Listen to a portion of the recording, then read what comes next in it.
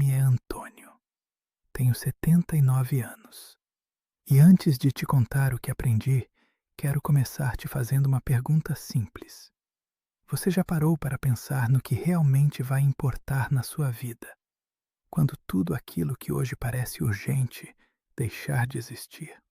Não estou falando de dinheiro, nem de carreira, nem de conquistas.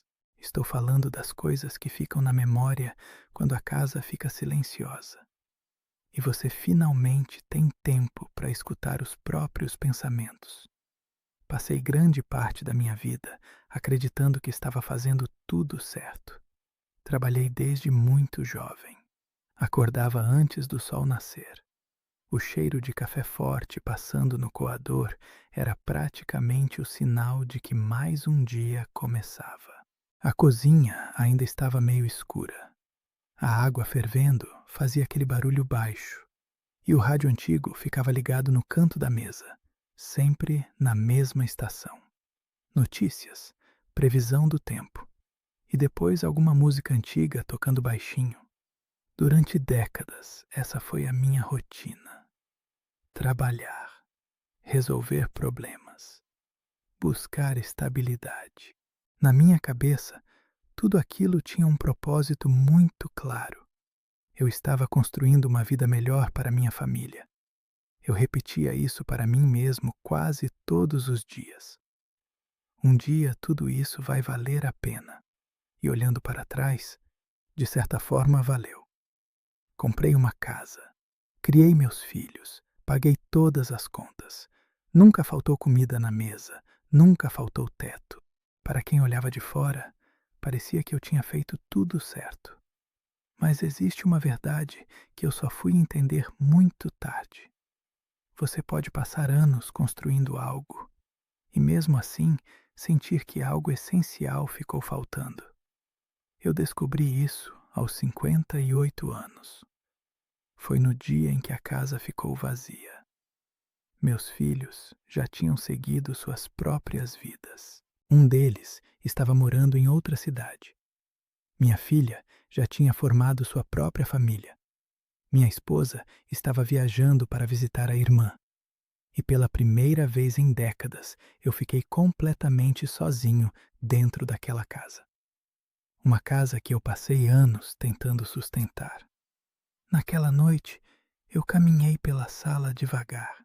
As luzes estavam apagadas. Só a claridade da rua entrando pela janela. E o relógio da parede fazia um tic-tac alto demais para uma casa tão silenciosa. Foi naquele momento que percebi algo estranho. Eu não sabia o que fazer com aquele silêncio.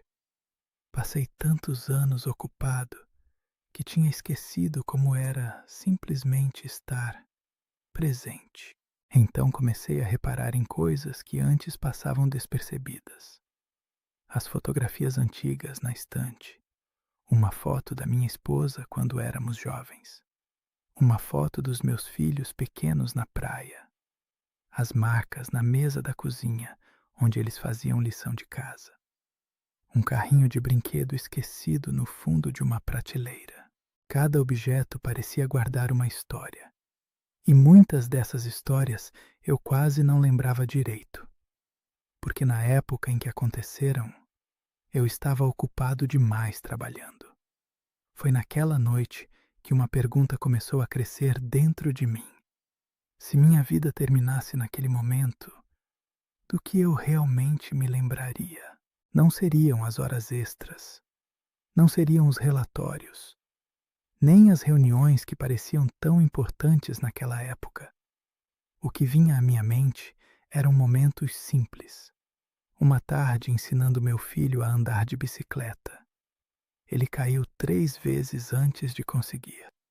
E quando finalmente conseguiu pedalar sozinho, virou para trás sorrindo. Aquele sorriso ainda vive na minha memória.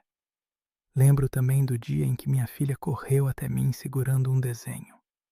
Era um desenho torto de uma casa com um sol enorme no céu.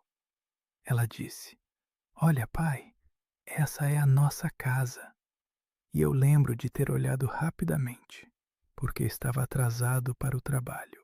Essas pequenas lembranças voltaram naquela noite como se fossem cenas de um filme antigo. E foi aí que percebi algo que me deixou profundamente desconfortável. Esses momentos tinham sido raros demais, não porque eu não amasse minha família, mas porque eu sempre dizia a mesma coisa. Agora não, depois a gente faz. Quando eu tiver mais tempo, talvez você já tenha dito algo parecido. Talvez você esteja dizendo isso agora mesmo. Mas aqui está uma verdade que ninguém gosta de ouvir. Esse depois quase nunca chega, porque sempre aparece outra responsabilidade, outro problema, outra meta, outro objetivo. E quando você percebe, anos já passaram. Eu tive um amigo chamado Roberto. Trabalhamos juntos durante muitos anos. Ele era um homem extremamente dedicado. Chegava antes de todo mundo. Saía depois de todo mundo. Construiu um negócio respeitado. Era admirado por muita gente. Mas alguns anos atrás, ele teve um derrame. Morreu aos 67 anos. Eu fui ao funeral dele e ali ouvi algo que nunca esqueci. O filho dele disse uma frase simples, mas devastadora.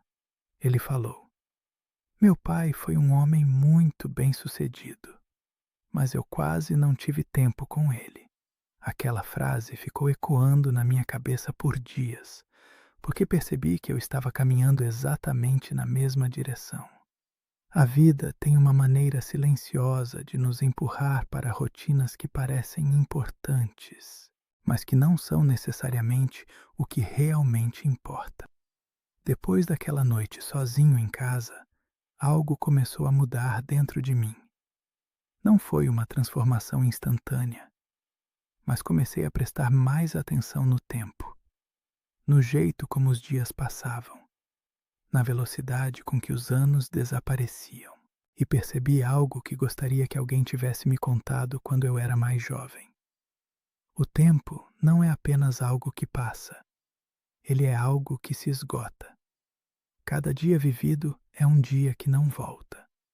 Cada conversa adiada é uma oportunidade que talvez desapareça. Cada abraço deixado para depois pode acabar sendo um abraço que nunca acontece. Eu tenho 79 anos. E quando acordo pela manhã, a primeira coisa que faço não é pensar em trabalho ou conquistas. Eu penso em algo muito mais simples. Eu penso em como quero viver aquele dia. Pode ser uma caminhada tranquila, uma conversa longa com alguém da família, ou simplesmente sentar na varanda e ouvir o vento passando pelas árvores. Coisas que antes pareciam pequenas, hoje são as mais valiosas. Porque no final da vida, não são as grandes conquistas que aquecem o coração. São os pequenos momentos que realmente vivemos. Se eu pudesse voltar no tempo e falar com o homem que eu era aos 30 anos, eu diria apenas 3 coisas. Primeiro, pare de tentar impressionar pessoas que não estarão ao seu lado no final da jornada. Segundo, cuide mais das pessoas que já estão na sua vida agora. E terceiro, não espere pelo momento perfeito para viver, porque a vida nunca fica completamente organizada. Sempre haverá contas, sempre haverá responsabilidades, sempre haverá motivos para adiar aquilo que realmente importa. Mas se você continuar esperando, um dia vai perceber que passou a vida inteira esperando. Meu nome é Antônio Carvalho. Tenho 79 anos. E se existe algo que aprendi com o tempo, é que a vida não começa quando tudo estiver resolvido.